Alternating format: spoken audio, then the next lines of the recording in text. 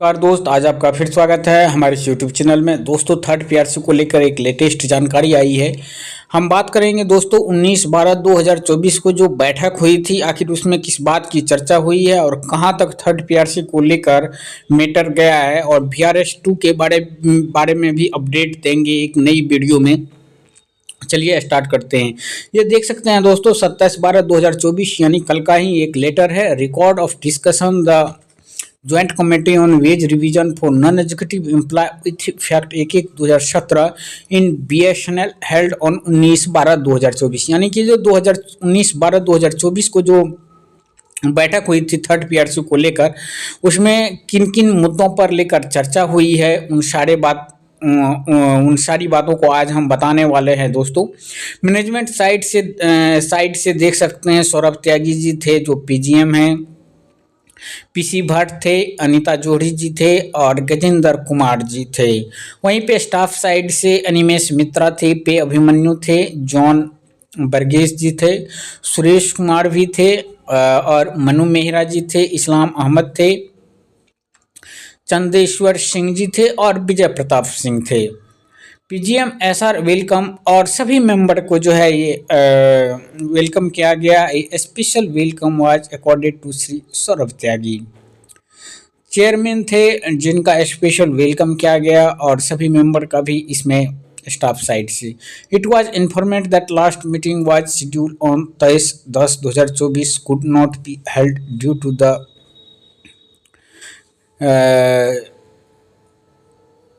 23/10/2024 को भी एक मीटिंग शेड्यूल था, लेकिन KS शेषद्री के मृत्यु के कारण नहीं हो सका। One of the member of the staff side, जो स्टाफ साइड से मेंबर थे, community observe 1 minute silence pay homage to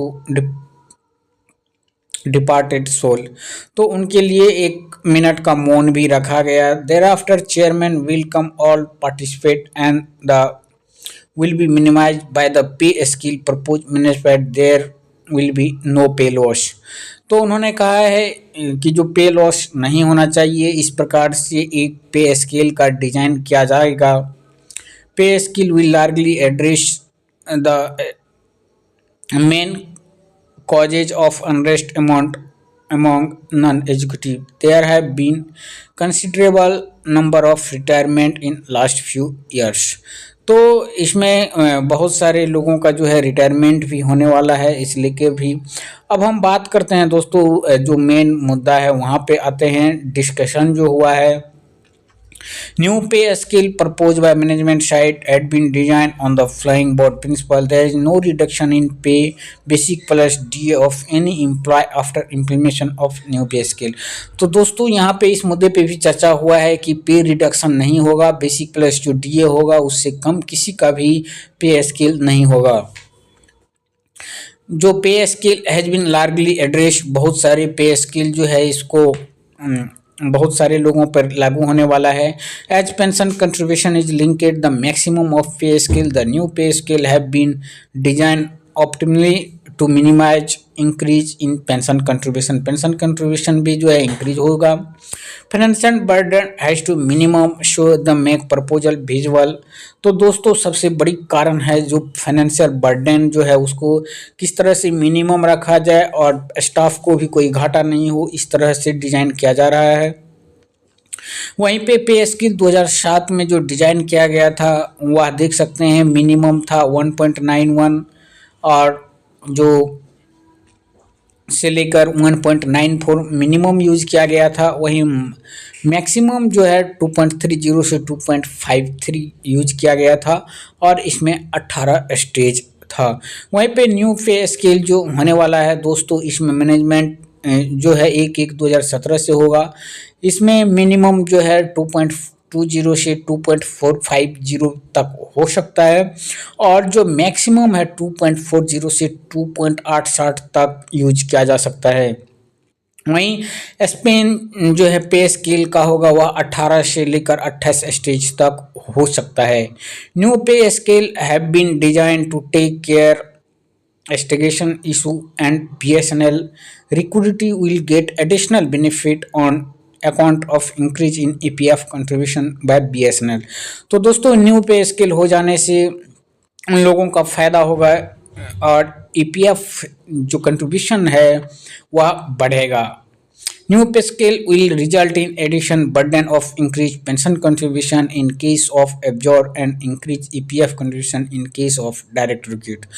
तो दोस्तों यदि न्यू पे स्केल लागू होता है तो जो एब्जॉर्ड पेंशन कंट्रीब्यूशन भी बढ़ेगा और साथ ही साथ जो ईपीएफ है वह भी बढ़ेगा, जिससे कंपनी पर बर्डन बढ़ सकता है। There are a number of CPSU which is loss making and the government has to decide its totality। तो बहुत सारे CPSU जो है वह PSU जो है लॉस मेकिंग है। Whether proposal joint committee meeting should be with minimum financial application. तो दोस्तों इसमें ये भी ध्यान रखा गया है कि मिनिमम से मिनिमम जो है इसमें होना चाहिए ताकि कंपनी को भी घाटा नहीं हो और जो है बीएसएनएल कर्मचारी भी है उनको भी घाटा नहीं होना चाहिए। वहीं पे है stagnation in the non executive cadre as on 1/2/2024 is much higher as compare to that in executive cadre. तो दोस्तों एग्जीक्यूटिव कैडर में जो है 2% ही होगा, लेकिन जबकि 60% जो है नॉन एग्जीक्यूटिव में ये होगा। On A average 1500 non executive will be retiring every year and non revision of pay scale impacting them most. तो दोस्तों कम से कम 1500 एवरेज जो है नॉन एग्जीक्यूटिव वह रिटायर हो रहा है। Even with 0% fitment additional financial outgo account of increase pension contribution EPF contribution it should be around 900 crore रुपया। तो दोस्तों इतना भी लागू होने के बाद भी जो है कंपनी पर 900 करोड़ रुपये का बर्डन पड़ने वाला है। स्टाफ साइड जो है वह बोला है breakup the 900 crore should be provide. तो दोस्तों जो 900 करोड़ का है वह प्रोवाइड करना चाहिए। Employ were not responsible for the loss situation of the company. तो दोस्तों एम्प्लॉय जो है यह रिस्पॉन्सिबल नहीं है कंपनी का लॉस होने के लिए, इसीलिए ऐसा आप नहीं कर सकते हैं। The pay scale agreed with the earlier committee should be implemented. Staff side had demand HRA revision because of the wage negotiation agreement could not be sign in 2018। तो दोस्तों जो अर्लियर पे स्केल था उसी को लागू करने के लिए बोला गया है, जो 2018 में साइन नहीं हुआ। Proposed scale did not address all cases of estigation and पे नॉर्मली। तो दोस्तों ये अभी जो पे स्केल है वह सभी लोगों पर फ़ायदा नहीं पहुंचा सकता है, इसीलिए पे scale span of non executive was not at par with the pay scale spam of executive। जिस प्रकार से एग्जीक्यूटिव का पे स्केल है उस तरह से नॉन एग्जीक्यूटिव का नहीं है, इसीलिए इस पर सोचना पड़ेगा।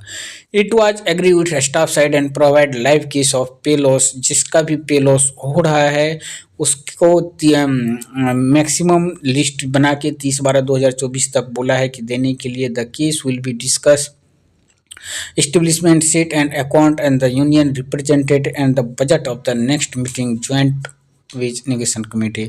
तो इन सारी मुद्दों पर चर्चा होगा दोस्तों नेक्स्ट मीटिंग में। और इसी के साथ जो है अब senior GM give the board thanks and agree with the next meeting held in January 2025।